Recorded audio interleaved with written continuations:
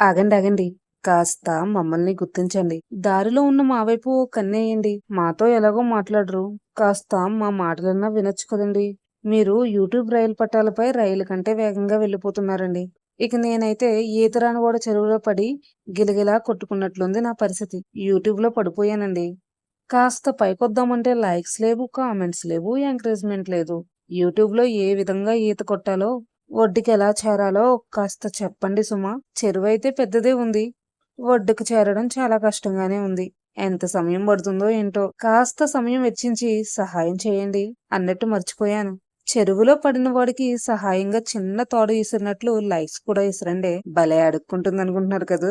మన డైలాగ్ ఉంది కదా, అదే. అడగకపోతే అమ్మైనా అన్నం పెట్టదు అంటారు కదండి. కానీ ఇదంతా మీకోసం సరదాకు మాత్రమేనండి. మీకు వీడియో నచ్చితేనే లైక్ చేయండి, కామెంట్ చేయండి, ఛానల్ని సబ్స్క్రైబ్ చేసుకోండి.